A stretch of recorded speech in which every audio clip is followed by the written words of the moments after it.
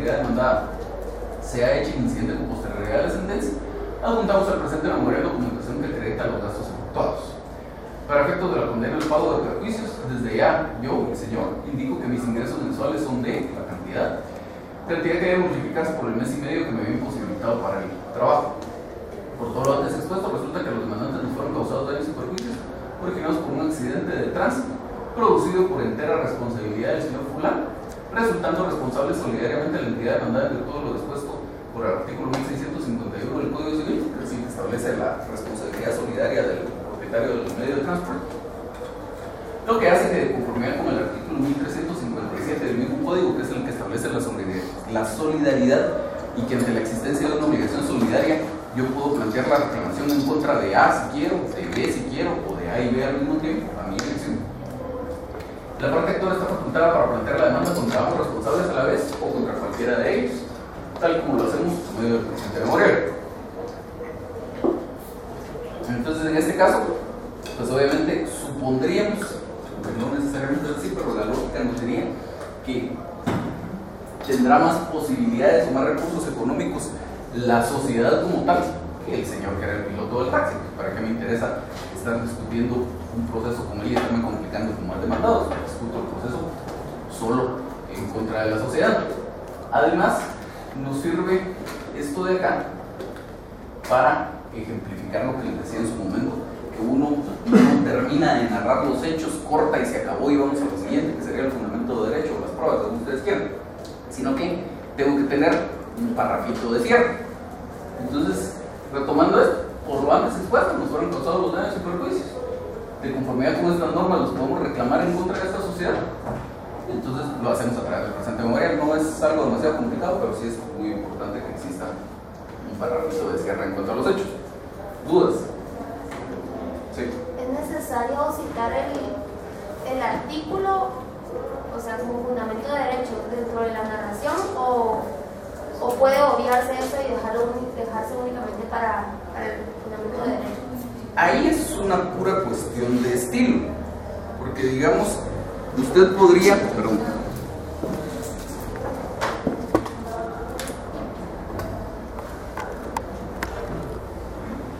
usted podría incluso ir más allá y no solo hacerlo como lo hice yo aquí, donde digo de conformidad con el artículo tal puedo hacer tal cosa, de conformidad con el artículo tal puedo hacer tal otra cosa, sino que podría incluso decir de conformidad con el artículo tal, cuyo texto es el siguiente, copiar el artículo, puedo hacer tal cosa. Digamos que eso sería como lo más completo. Una opción intermedia sería esto de acá, y una opción más leve, digamos, en cuanto al involucramiento del fundamento de derecho, podría ser simplemente decir, de conformidad con lo dispuesto en el Código Civil, puedo reclamar, es una obligación solidaria y puedo reclamar en contra de la sociedad, y ya luego en el fundamento de derecho hacerlo con más precisión. ¿Cuál de las tres? Cualquiera. No hay una mejor que otra. ¿Alguna otra duda?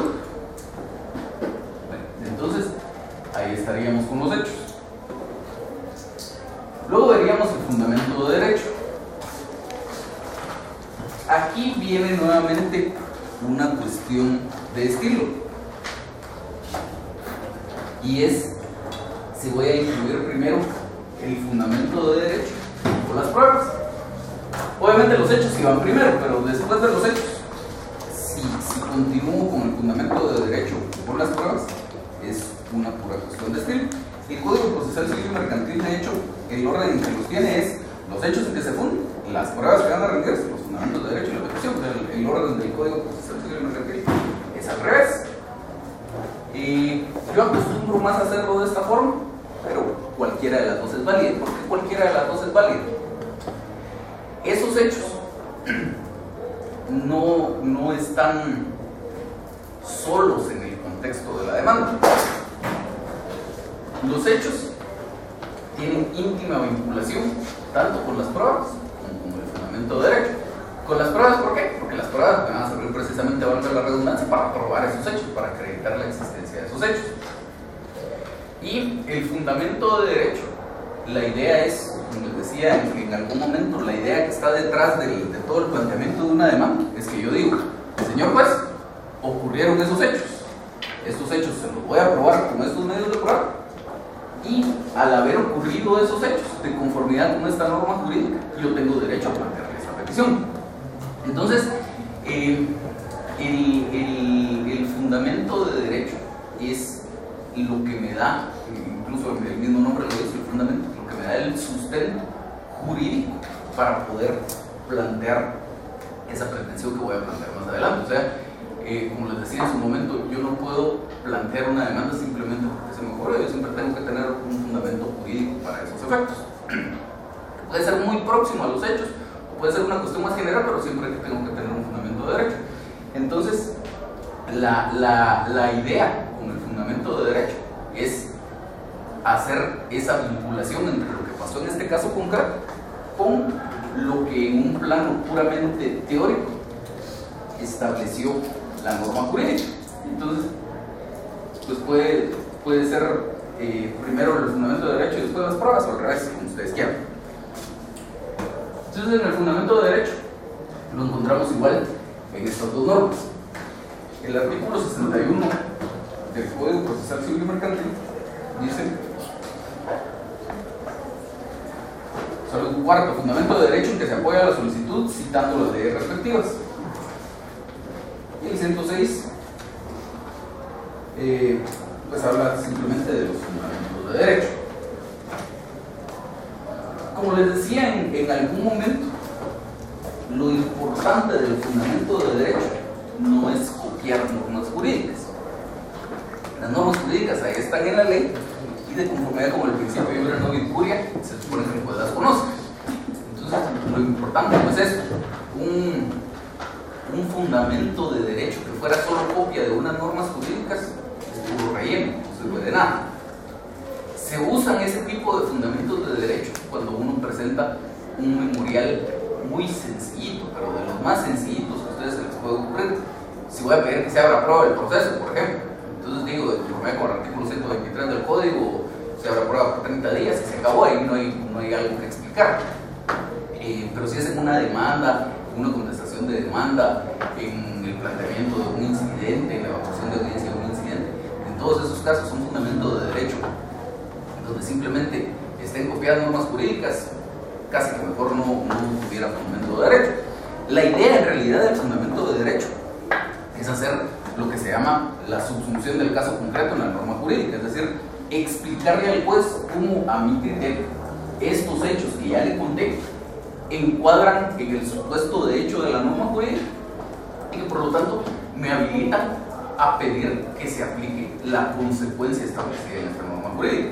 Entonces, si hay una norma jurídica que dice que todo daño debe indemnizarse, que lo debe indemnizar el responsable, pues entonces le tendría que decir al juez que mi fundamento de derecho que yo sufrí un daño, que el responsable es este, que por lo tanto lo tiene que indemnizar. Entonces vamos a ver más o menos cómo funciona la cuestión.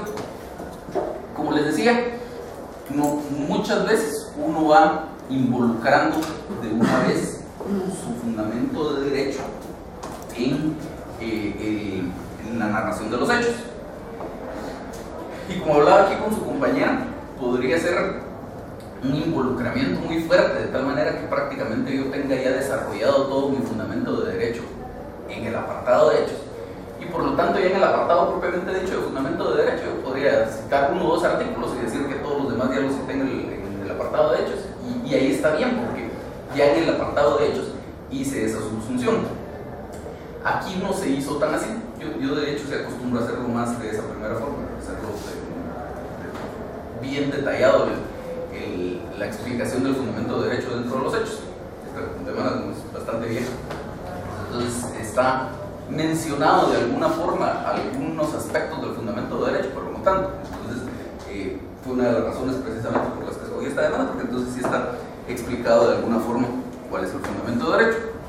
Solo antes de que lo veamos, un par de cuestiones importantes. El fundamento de derecho, en esencia, estamos hablando de normas de derecho sustantivo. Podemos mencionar alguna de derecho procesal, la vía procesal, por ejemplo, pero ese no es el fundamento de derecho. Podrá ser un complemento al final, después de que ya tengo mi fundamento de derecho, podría decir, de conformidad con el artículo 96 del Código Procesal Civil y Mercantil, las contiendas que no tengan señalada tramitación especial se desvelarán por la vía del juicio ordinario, y siendo que en este caso no hay una tramitación específica señalada por la reclamación de derechos propios, la debe proceder de la del juicio ordinario.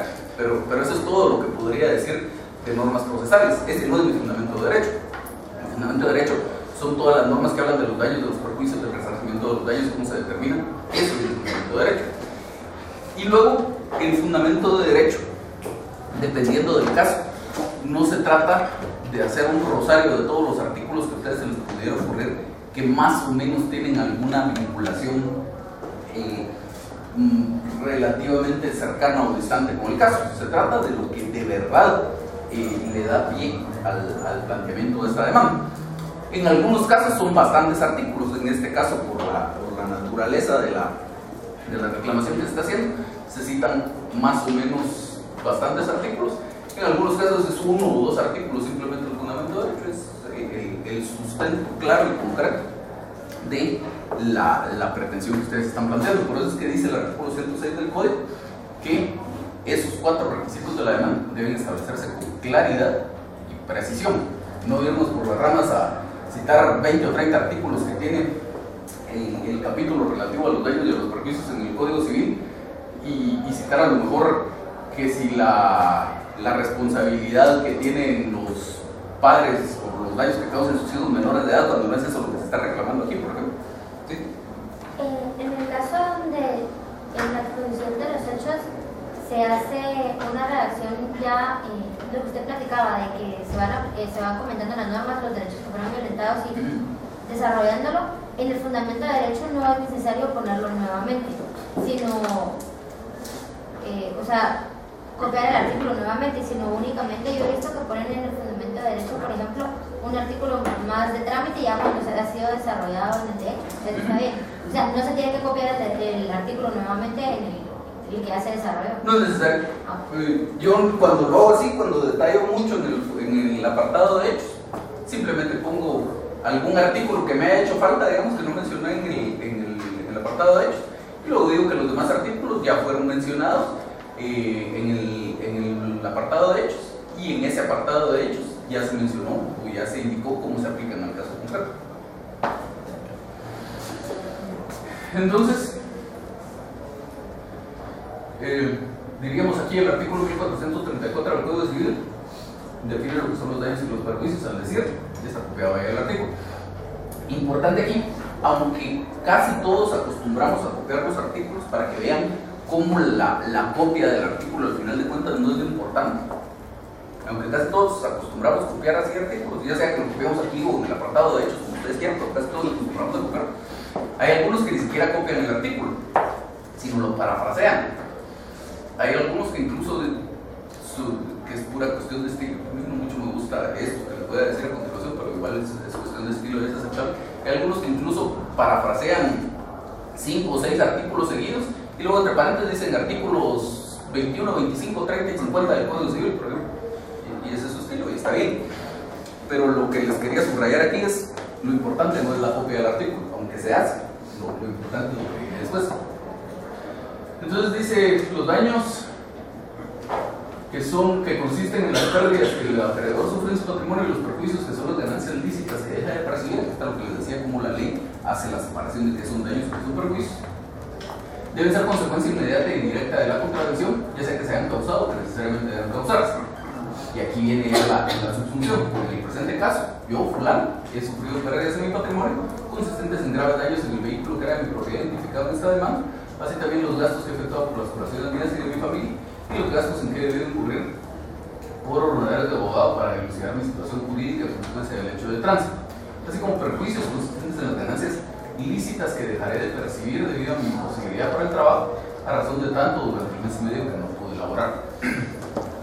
En cuanto a la responsabilidad del señor fulano, el artículo 1645 del Código Civil expresa que toda persona que cause daño o perjuicio a otra, sea intencionalmente, sea por descuido o imprudencia, está obligada a repararlo, salvo que demuestre que el daño o perjuicio se produjo por culpa o negligencia inexcusable del árbitro.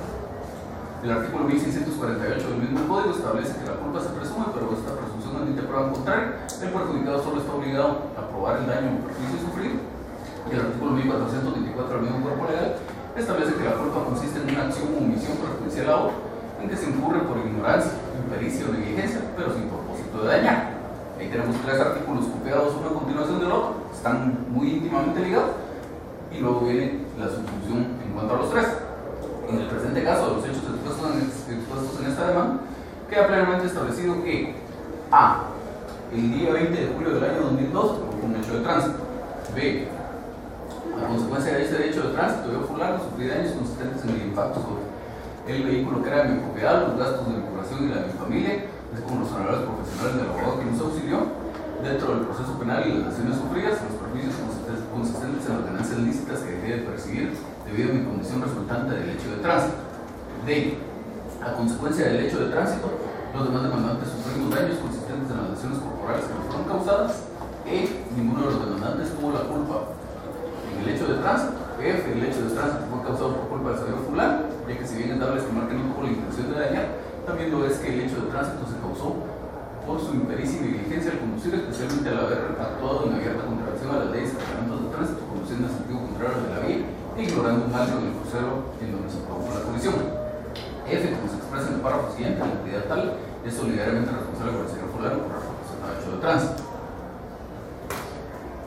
En cuanto a la responsabilidad de la entidad demandada, el artículo 1651 del Código Civil establece que las empresas o el dueño de cualquier medio de transporte serán solidariamente responsables con los autores y cómplices de los daños o perjuicios que causen las personas encargadas de los vehículos, aun cuando la persona que los cause no sea empleada de dichas empresas o el dueño del medio de transporte, siempre que el encargado de los vehículos se los haya encomendado que fuera de manera transitoria. En el presente caso, la entidad tal es propietaria de un medio de transporte, específicamente el automóvil con el que el señor fulano provocó el hecho de tránsito, por lo que dicha entidad es solidariamente responsable con por los daños y perjuicios causados. Ello nos faculta para iniciar la reclamación en contra de la entidad demandada, tal como lo hacemos en la presente demanda.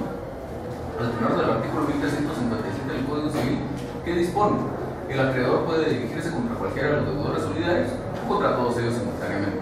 La reclamación entablada contra uno no será obstáculo para los que se dirijan posteriormente contra los demás mientras la obligación no estuviera totalmente satisfecha. En otro orden de ideas, el artículo 1655 del Código Civil establece que si el daño consiste en lesiones corporales, la víctima tiene derecho al reembolso de los gastos de curación y al pago de los daños o perjuicios que resultan de su incapacidad corporal parcial o total para el trabajo, fijado por el juez en atención a las siguientes circunstancias. Primero, edad de estado civil, oficio o profesión de la persona que hubiera sido afectada. Segundo, obligación de la víctima de alimentar a las personas que tengan derecho conforme a la ley. Y tercero, posibilidad y capacidad de pago de la particular. En caso de muerte, los herederos de la víctima o las personas que tenían derecho a ser alimentadas por ella podrán reclamar la indemnización que será fijada en las disposiciones anteriores. En el presente caso, habiendo sufrido lesiones corporales, todos los demandantes en aplicación de este artículo deberán compelarse a la entidad demandada al pago de los daños y perjuicios sufridos por el hecho que motiva la presentación de esta demanda. En cuanto al tiempo en que se presenta esta demanda, el artículo 1673 del Código Civil establece que la acción para pedir la reparación de los daños o perjuicios a que se refiere este título prescribe un año contado desde el día en que el daño se causó o en que el ofendido tuvo conocimiento del daño o perjuicio, así como de quien lo produjo. En el presente caso, el hecho que motiva la presentación de esta demanda acaeció en tal fecha, por lo que nos encontramos en tiempo para iniciar este juicio. En cuanto a la vía procesal, esto es lo que les decía, lo más que uno podría mencionar de un tema procesal. El artículo 96 del Código Procesal Civil Mercantil establece que las contiendas que no tengan señalada tramitación especial en este código se ventilarán en un juicio ordinario. El cobro de los daños y perjuicios no tiene señalada tramitación especial en el Código Procesal Civil Mercantil, por lo que la vía del juicio ordinario es la adecuada para dirimir esta controversia. Todavía hay algo por ahí de la competencia.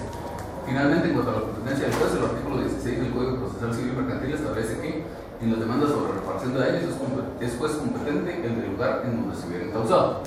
En el presente caso, habiéndose producido el hecho que causó los daños y perjuicios en el departamento de Guatemala, el juez de dicho departamento es el competente para el conocimiento de esas cosas. Y se acabó. Ese es el fundamento de derecho. ¿Dos? ¿Sí?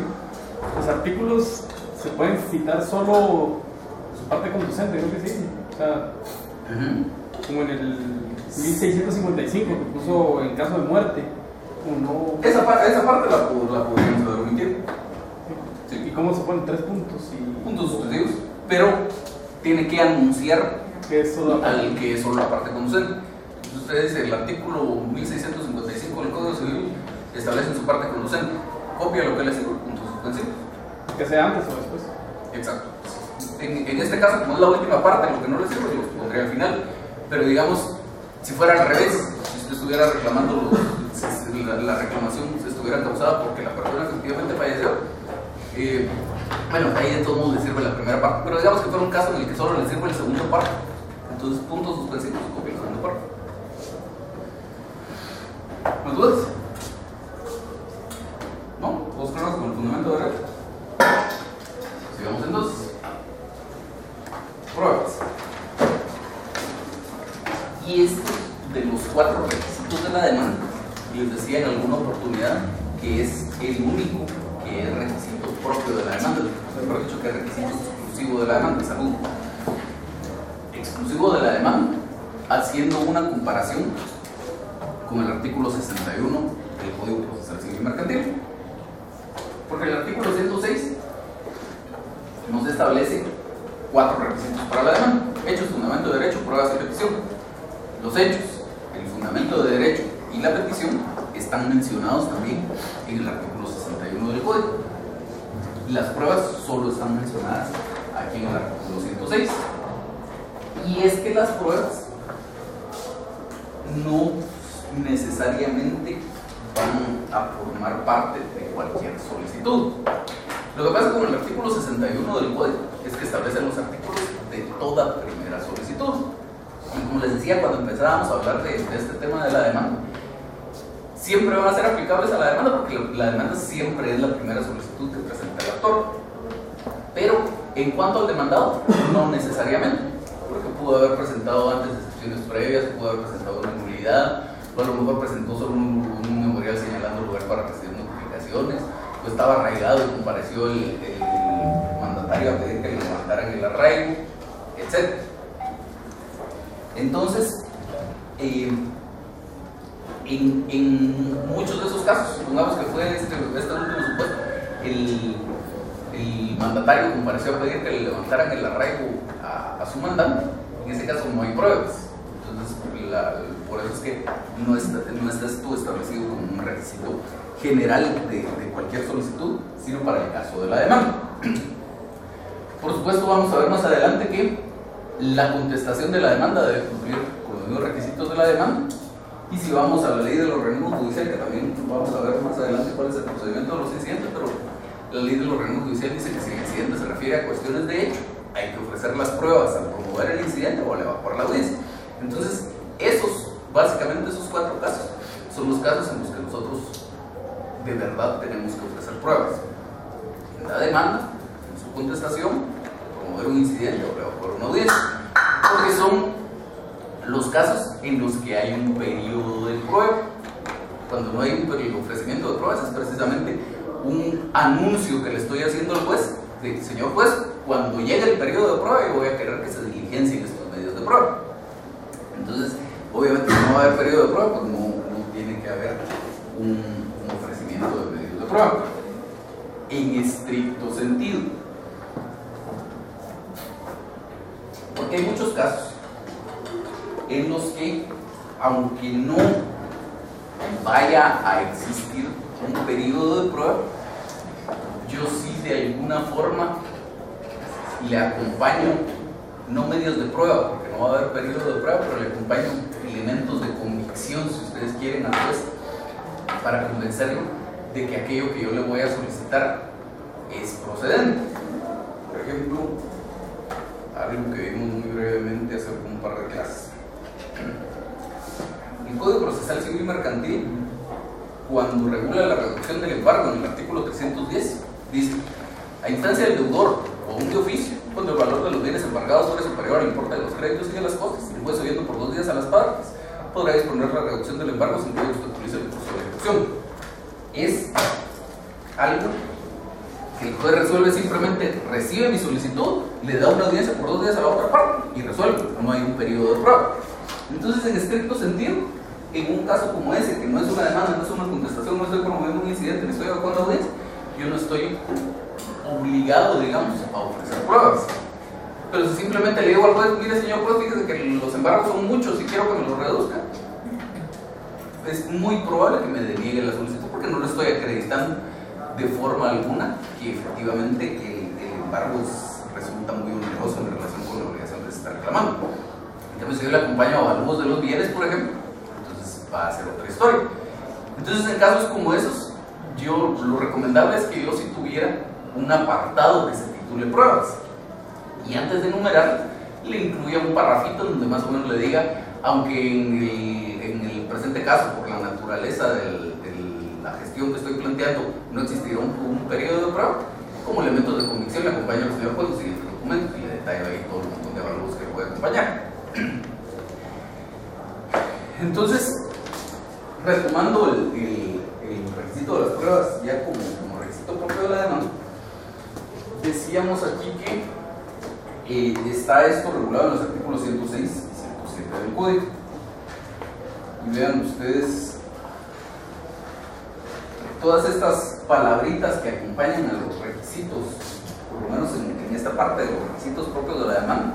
Les decía en la clase pasada que no son palabritas que estén ahí de adorno, que se hayan ido de más o porque alguien las puso porque se miraban bonitas, sino que tienen su razón de ser.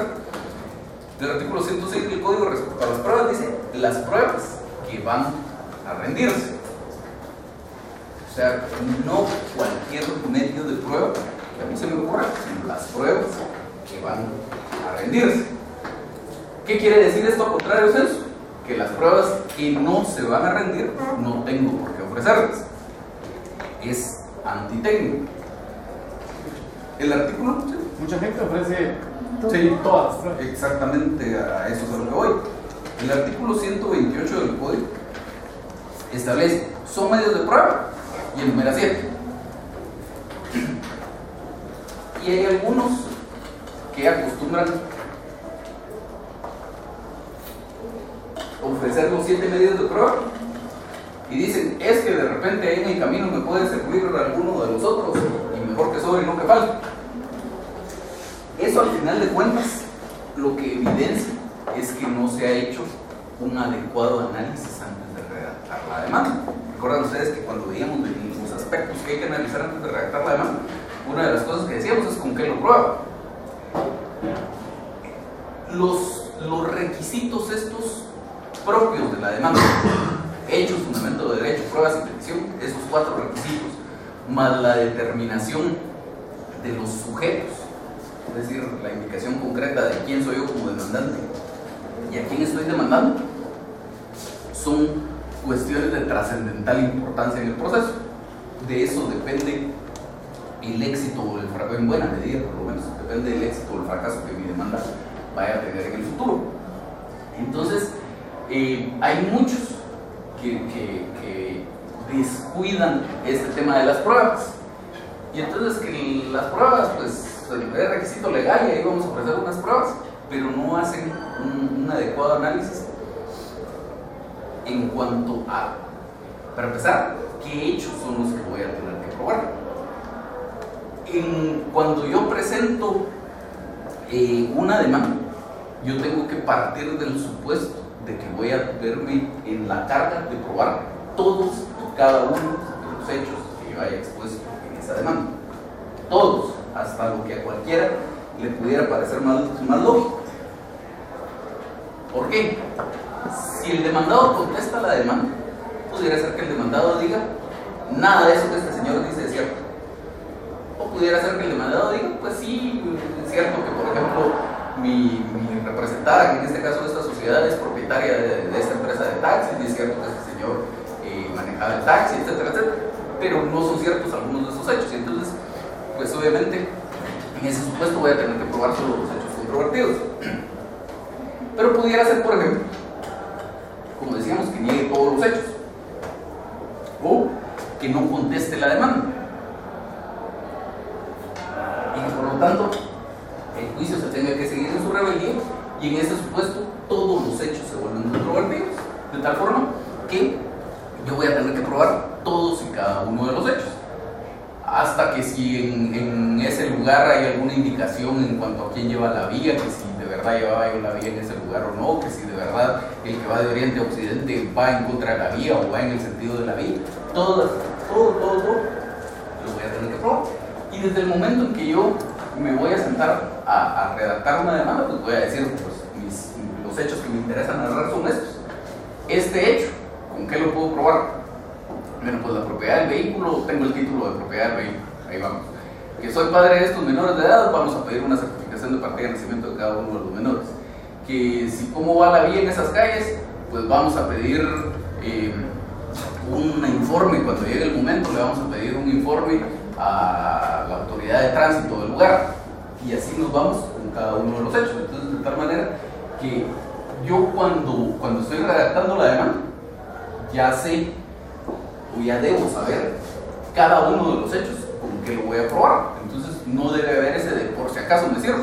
Ya todo lo que me servía tengo yo que saber qué sí. Solo tengo una curiosidad porque o sea, nosotros, o por lo menos en mi clase, cuando vi la prueba, sí nos enseñaron, pongan todo, tienen que poner todo por si les falta. Y yo decía, me ponía a pensar, ¿y cómo voy a poner lo que no es necesario probar, los hechos que no es necesario probar? ¿Ellos cómo lo hacen? O sea, las personas que hacen eso solo ponen, qué sé yo, documentos que en su respectivo. Lo que pasa es que ya vamos a llegar a ver cómo se hace la individualización, y entonces ahí está el escape para los que acostumbran a hacerlo de esta forma, y ya se puede contestar en un momento.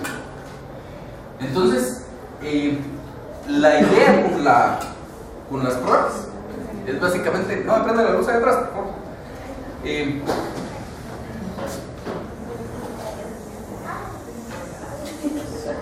Esto es el universo de los medios de prueba existentes, lo que dice el artículo 128 del Código Procesal Civil y Mercantil.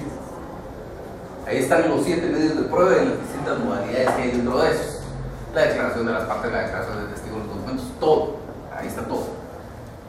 De esos, pudiera ser que a usted efectivamente le vayan a servir todos los medios de prueba en un determinado proceso, que no es raro tampoco. A lo mejor, incluso en este mismo caso, pues me podría servir un dictamen de expertos para que me diga a qué velocidad iba el fulano cuando, según los daños que tienen los vehículos, a qué velocidad iba cuando fue el impacto, o un medio científico de prueba que me diga vamos a hacer una reconstrucción de los hechos en el lugar, etcétera, etcétera. O sea, incluso en este mismo caso, no sé cómo está el ofrecimiento de pruebas aquí, pero pudiera ser que estén ofrecidos todos, pero con el análisis que se hizo de este me va a servir para esto, este me va a servir para esto, este me va a servir para esto. Entonces, digamos, yo pudiera ofrecer los 7 medios de prueba, y entonces voy a tener esto acá. Normalmente no pasa eso. Normalmente yo de los 7 medios de prueba ofrezco 3, 4, 5 según las necesidades que se vayan dando.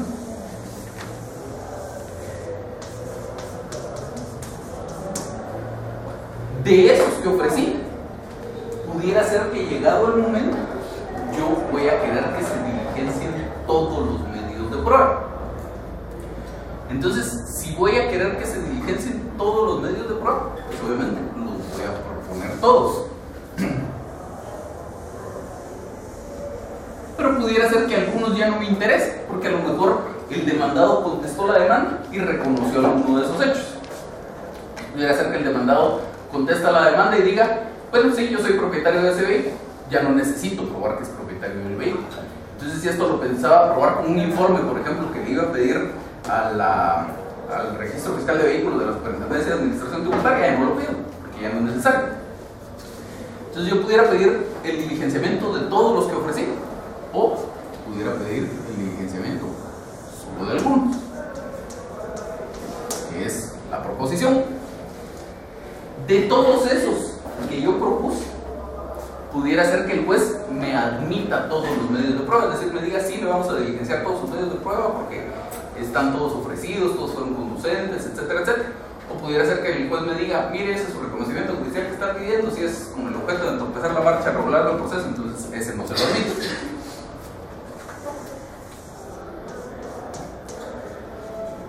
Entonces vamos a tener algunos medios de prueba que van a ser admitidos.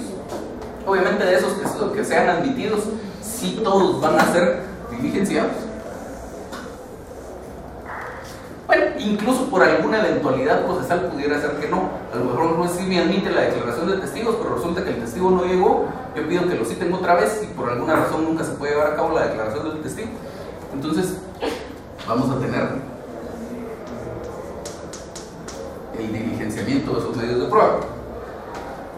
En cada una de esos círculos que vamos viendo ahí, pudiera ser que esté todo lo del anterior, que esté menos de lo que hay en el anterior, pero no puede haber más. Es decir, si yo no ofrecí un medio de prueba, después no lo puedo proponer. Por eso es que algunos adoptan este estilo de ofrecer los 7 medios de prueba, porque de todos modos, si ofrece medios de prueba que después no le van a servir, su demanda no se la van a rechazar, y hacerlo a la inversa si no les funcionaría. Es decir, si después digo yo, pero aquí sí me podría servir una reconstrucción de los hechos, pero no ofrecí los medios científicos de prueba, entonces ya no puedo. Entonces hay que tener siempre ese cuidado. No puedo hacer en cada uno de esos círculos más de lo que había en el anterior. Entonces, si yo ofrecí solo unos determinados medios de prueba, solo eso voy a poder ofrecer, no voy a poder ofrecer. Solo eso voy a poder proponer, pero no voy a poder proponer más. Puedo proponer menos si quiero, si las circunstancias así me lo mandan, pero no más. Entonces, es importantísimo ese análisis que se va a hacer antes. Y no solo por el lado de los medios de prueba que voy a ofrecer, en el sentido de las categorías, es decir, declaración de las partes, declaración de testigos, etc., sino qué voy a hacer dentro de cada uno de esos medios de prueba. Es un montón de ellos. Por ejemplo, una demanda en donde se estaba tramitando un juicio ordinario de nulidad de un negocio jurídico, de un instrumento público, porque habían falsificado supuestamente las firmas del propietario de un inmueble, y habían, sobre esa base, resultaba ahora una nueva persona como supuesta propietaria del bien. Entonces plantea la demanda y durante la tramitación del proceso, a pesar de que creo que lo habían ofrecido, no proponen el diligenciamiento de los medios de prueba de dictamen de expertos. Y a pesar de eso, pues en primera instancia dice, pues aquí yo considero que sí se produjeron los supuestos que meritan declarar con lugar esta demanda, la declara con lugar. La otra parte apela, y en segunda instancia la sala revoca la sentencia de primera instancia y dice, en un caso como este, en que se está alegando que el fundamento fáctico esencial de la demanda, digamos, es que falsificaron esta firma, la única forma que pudiéramos decir creíble de comprobar esto es con un dictamen de expertos, en que un experto diga esa firma es falsa, no es falsa. Y como aquí no se diligenció el dictamen de expertos, no se puede declarar con lugar esa demanda. Y en el caso llegó hasta casación, y en casación efectivamente la Corte Suprema de Justicia dijo, si se está alegando la